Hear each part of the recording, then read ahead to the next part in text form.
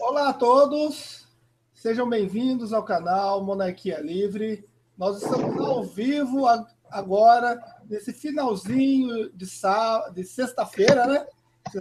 Finalzinho de final de semana, chegando aí aquele dia de semana que você vai tomar uma cervejinha, mas nós resolvemos fazer um chat exclusivo, uma chamada emergencial, porque nós conversamos no chat das 17 horas, onde o Rodrigo Brasileiro levantou uma tese de que bastava uma emenda constitucional, juntamente com o referendo, para que o plebiscito, para que a monarquia pudesse votar. Então, votaria a PEC, votaria a PEC no Congresso, e se ela fosse aprovada, seria legitimada com o referendo. Como o Danilo, né, o Conde Danilo de Andrade, tinha me dito que isso não era verdade, não fazia sentido,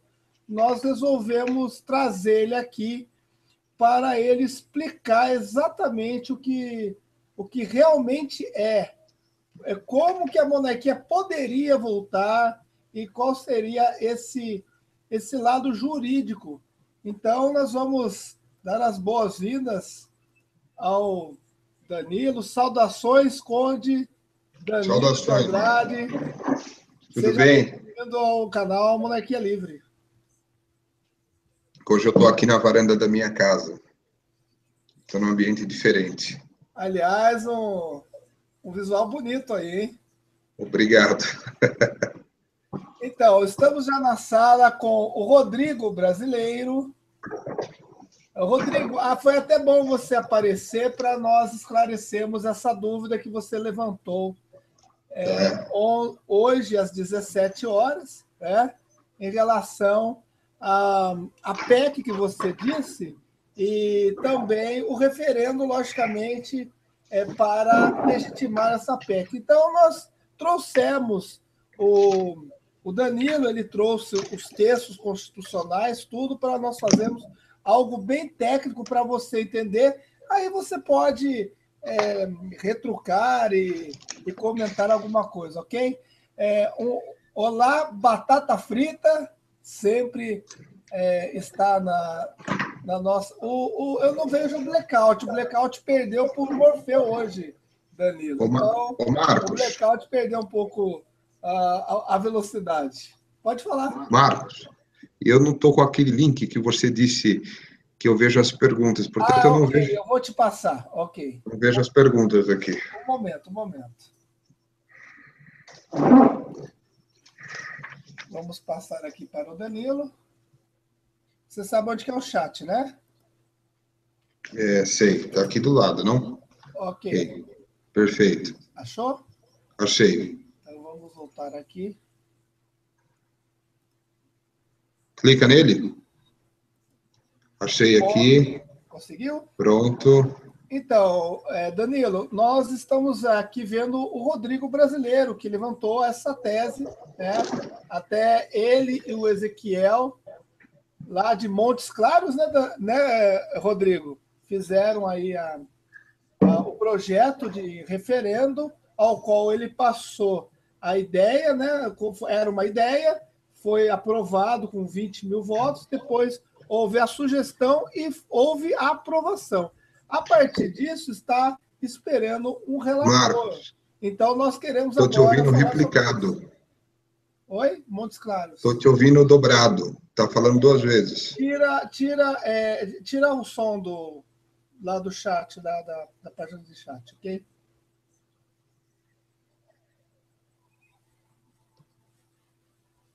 É só cancelar o vídeo. Ótimo. Ou baixar o vídeo. Perfeito. Você não vai ter. Então, você está com a palavra, Conde. Seja bem-vindo e fique à vontade. Bom, primeiro, boa noite a todos. Deixa eu dizer uma coisa. Foi o Rodrigo Brasileiro que disse isso, não? Isso. Qual é o nosso senão em relação à questão monárquica enfim, eu estou abrindo os meus livros aqui para a gente poder dialogar isso e entender melhor. Vamos lá. Eu estou abrindo um monte de livro aqui. Deixa eu ver. Tá.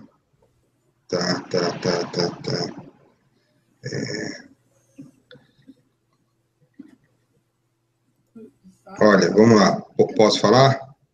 Pode falar. Então, vamos lá. O que aconteceu?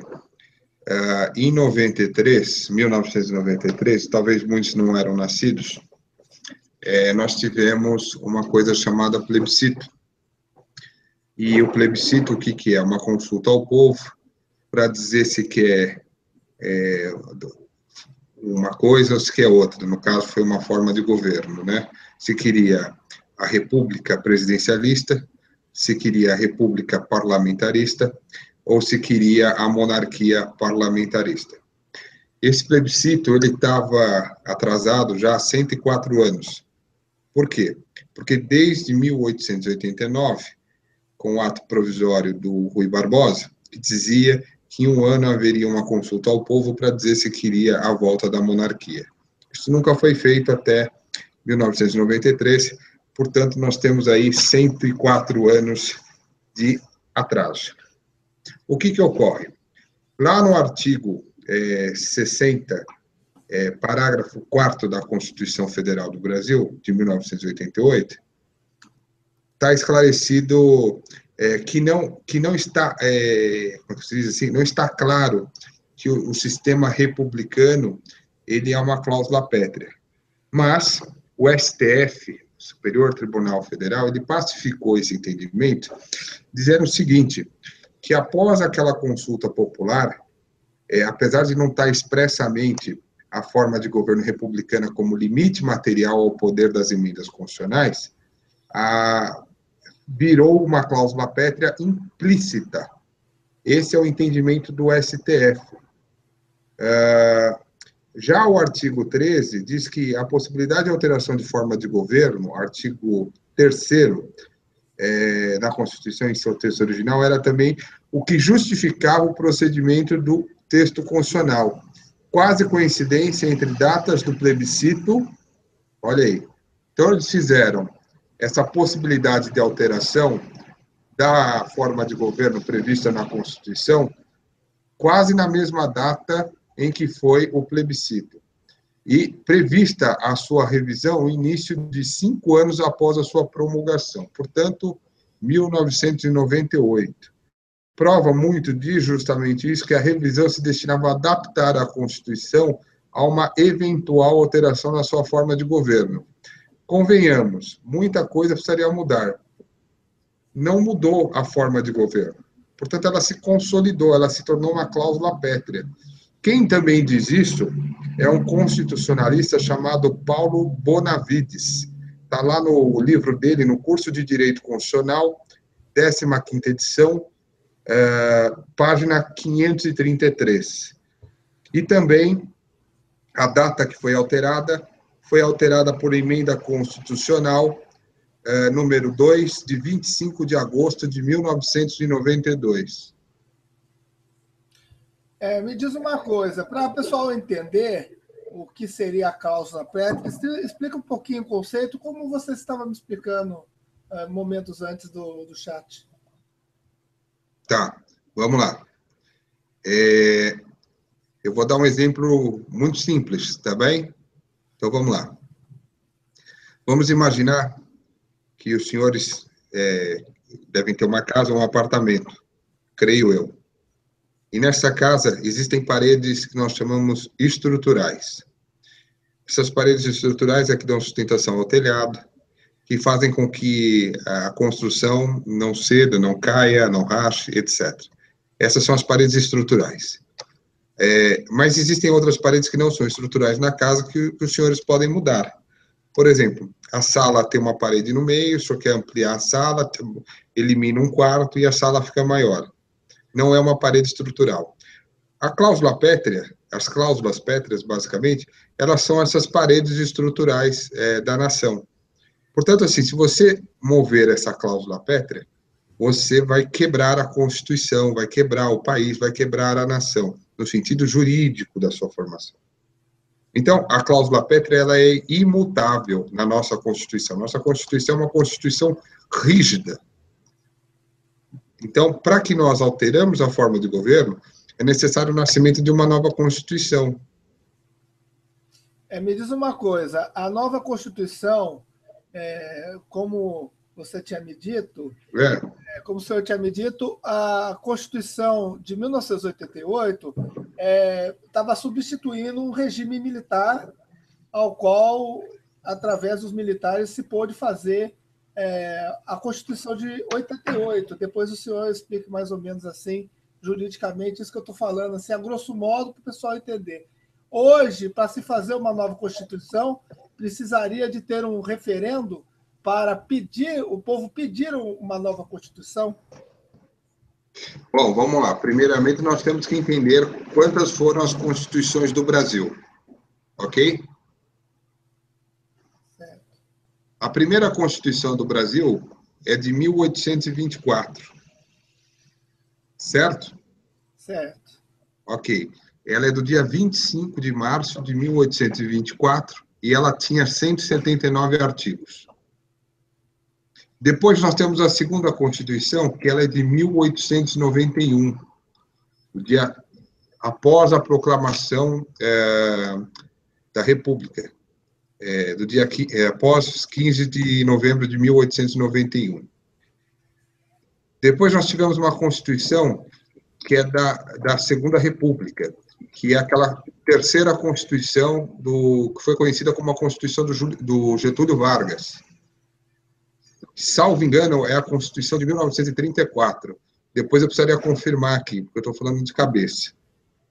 Aí, depois nós tivemos, na Constituição de 34, as leis trabalhistas, a consolidação das leis trabalhistas, enfim, o voto para as mulheres, etc. Tal. Depois nós tivemos uma Constituição de 1937, que também Getúlio Vargas a promulgou, revogando, portanto, a Constituição de 1934. Correto?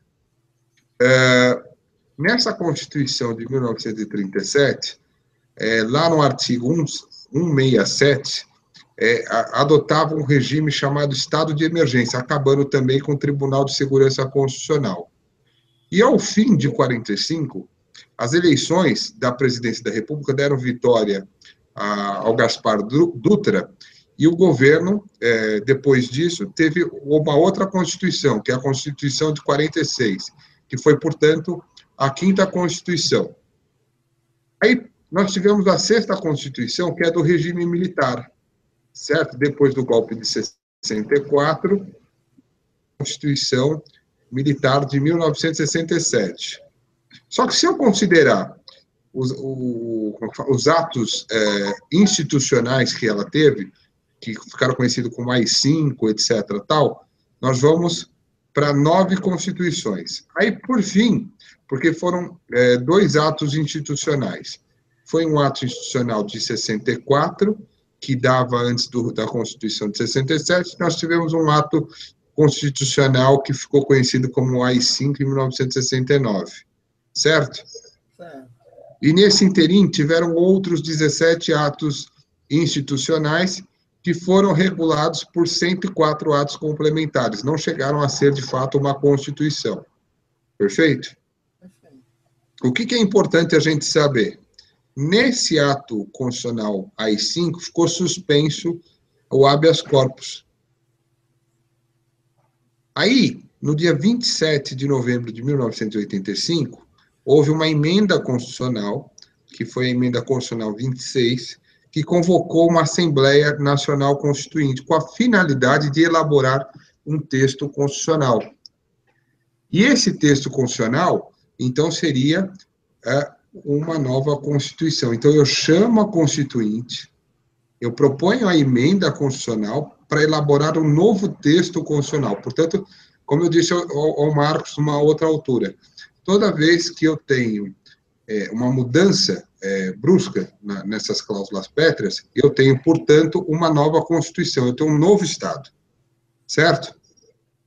Então, aí na Constituição de 88, foi criado o STJ e foi criado também alguns mecanismos e restabeleceu-se o habeas corpus. Perfeito? E aí tirou-se a censura de rádios, televisões e jornais. Portanto, o que ocorre? Ocorre que, para que eu tenha a discussão de novo do regime monárquico, eu vou precisar de uma emenda constitucional para convocar a Assembleia Nacional, portanto, para convocar o Congresso, com a finalidade de elaborar um novo texto constitucional.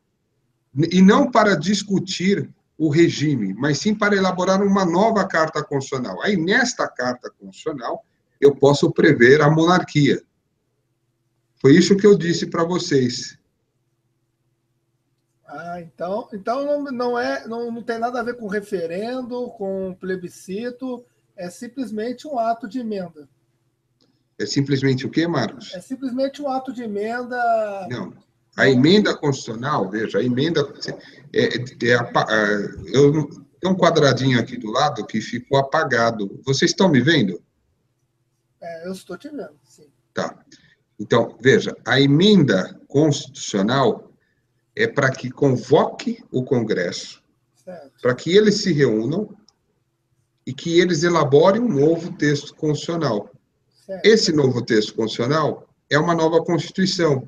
Por quê? Porque lá em 93, após o plebiscito, se consolidou implicitamente o sistema de governo como uma cláusula pétrea, embora ele não esteja expressamente disposto no artigo 60, parágrafo 4º da Constituição Federal. Então, resumindo, o referendo que nós votamos, ele não tem validade nesse sentido. Teria que ter uma nova Constituição, para talvez lá na frente, se tiver um novo relator, se for aprovado, talvez se use isso para alguma coisa. De certa forma, hoje em dia não serve de nada o referendo aprovado. Não é que não serve de nada. Todos os movimentos são importantes para conscientizar o quê? A classe política de que o povo não está satisfeito com vamos dizer assim, com as direções que o país está tomando. Então, através do voto, ok, que cada um deu ao seu candidato, e se ele for eleito, né, tá de novo com o áudio repetido, e eu já deixei aqui no mute. Tá me ouvindo, Marcos? Estou ouvindo, perfeito. Tá, pois então. Então, os parlamentares que vocês elegeram, que estão lá no Congresso, eles têm que se sensibilizar com a necessidade de alterar o texto constitucional. Só que, especificamente, relativamente a essa matéria, não dá para eu propor uma emenda constitucional. Não dá para eu emendar a Constituição. Eu tenho que criar uma outra. Por quê? Porque eu estou tirando um pilar, eu estou tirando uma parede estrutural da Constituição, já que a Constituição absorveu a forma de governo como uma cláusula pétrea.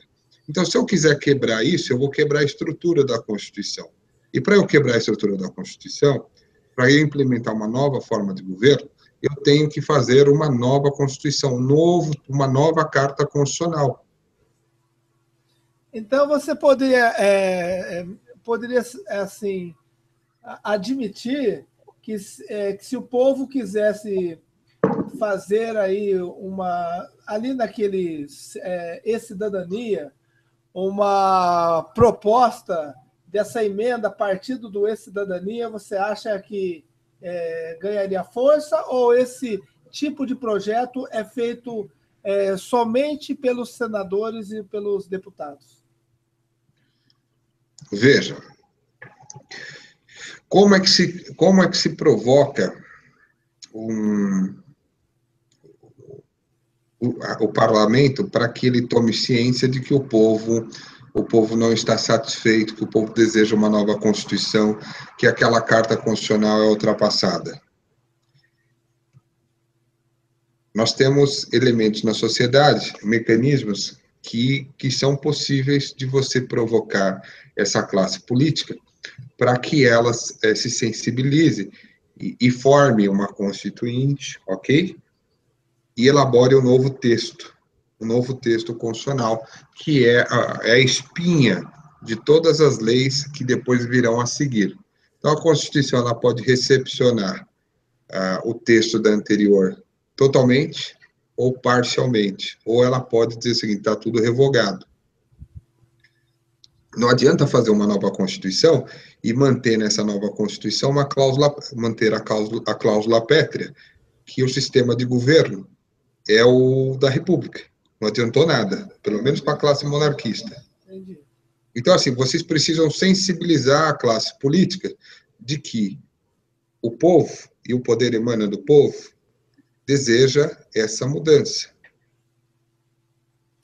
Outra questão que ficou assim um pouco deturpado é que entrou um general, né? Agora eu não me recordo o nome dele. Ele falou que as Forças Armadas estariam totalmente congeladas em relação a uma intervenção militar. O que você tem a dizer em relação à intervenção militar, a possibilidade de se ter uma intervenção militar? Peraí, esse general disse que estava congelado? Como assim? No sentido assim, não tem o que fazer, porque dentro da Constituição as Forças Armadas não poderiam intervir em nada, até porque nós sabemos que os políticos têm uma divergência ali, tem divergência de lei, mas não tem matança, não tem nada disso, eles não estão atentando contra a vida do cidadão, né? Como é nos países aí, como Síria, que está matando gente, Venezuela. E como que você vê essa possibilidade de vir uma intervenção militar ou não no Brasil? Eu acho que a gente esteve muito perto disso. Se a gente lembrar da época que teve Copa do Mundo no Brasil, que o povo estava na rua, etc. tal, ali teve muito perto de uma intervenção militar, na minha opinião. Minha opinião. Mas eu acredito o seguinte: se o exército for para a rua e tentar tirar o governo, vai ser uma revolução. E aí os historiadores vão dizer que foi um golpe. Foi o que aconteceu com Dom Pedro II, foi um golpe, né? Foi uma revolução do exército. Não era previsto na Constituição de 1824 que o exército podia depor o imperador. Isso não está lá. Então, também não está descartada na necessidade da cúpula do exército de tomar o poder de novo. Existe um grupo de militares que é favorável à intervenção militar, porém, esse grupo ele é um grupo minoritário, ele não é um grupo majoritário. E é o grupo de base do exército, é composto por sua maioria, não são oficiais, são soldados. Eu não sei, eu acho que é vontade política, mas eu não acredito que hoje o Brasil caminharia para uma intervenção militar, porque, de fato, não há guerrilha na rua, onde os direitos e as garantias fundamentais teriam que ser suspensas ou suprimidas para que seja restabelecida a ordem. Nós não chegamos nesse ponto. Se for isso que esse general colocou, a contragosto eu concordo com ele. Até porque ele também cita que ele estaria partidarizando, né, a vontade, que ele diz que o exército é partidário, né? Apesar que ele diz que é a favor da intervenção militar. Ele é uma das pessoas que querem a intervenção militar. Então, mas veja só, ele faz parte dessa minoria que eu estava te dizendo. E, de fato, não há guerrilha na rua que justifique a matança, que justifique a intervenção militar. Hoje não há. Houve muito perto disso durante a Copa. Nós vimos lá os manifestantes, houveram mortes até de jornalistas e tal. Ali houve um momento muito próprio para que se fosse ter uma intervenção militar no Brasil. Mas ela não houve, ela houve perto de acontecer. Hoje, essa situação crítica não há. O que é uma situação crítica é uma situação crítica econômica derivada da situação política. Então, a situação política, como eu disse, o poder emana do povo, né? O povo tem que aprender a votar.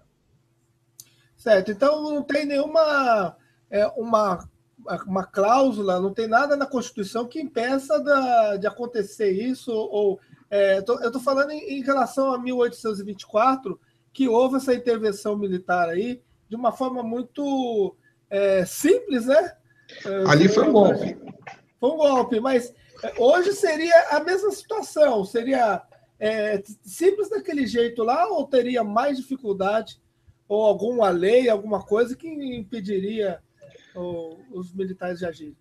Não, não é que impediria. Hoje, certamente, seria mais difícil, porque hoje você tem mecanismos internacionais que, no caso de uma intervenção militar, viriam ao Brasil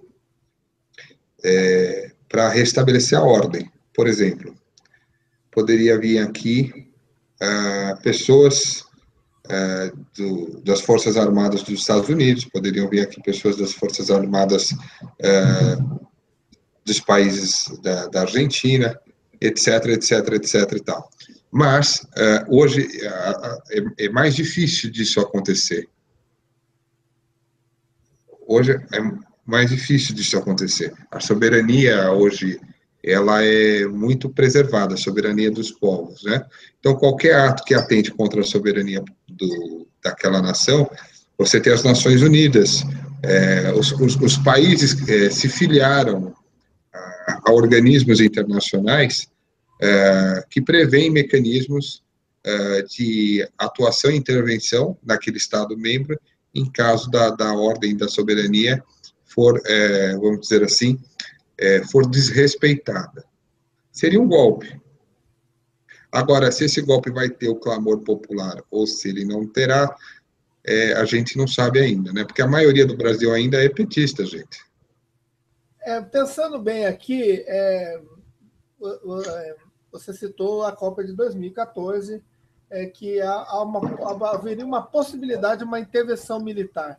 Mas, naquele momento ali, se houvesse uma intervenção militar, seria por causa de uma guerra civil. E essa guerra civil, essa intervenção militar seria para estabelecer a ordem, mas não derrubar o governo republicano. Seria isso? Ou você acha que ali, caso houvesse uma guerra civil, uma intervenção militar, os militares também iam derrubar a República? Então, é difícil falar de alguma coisa que não aconteceu, né? É mais fácil você analisar alguma coisa que aconteceu. O regime militar de 64, os militares colocaram, de alguma forma peculiar, o país no trilho econômico, no trilho do crescimento. Eu não sou aqui a favor da intervenção militar. Não sei se esses militares de hoje teriam a cabeça daqueles militares de 64. Não sei. Talvez apenas para realmente restabelecer a ordem. Mas poderiam fazê-lo. Teriam oportunidade ali. Tiveram oportunidade. Tiveram, né? Mas então, no caso da família imperial naquela época, que não aceitou,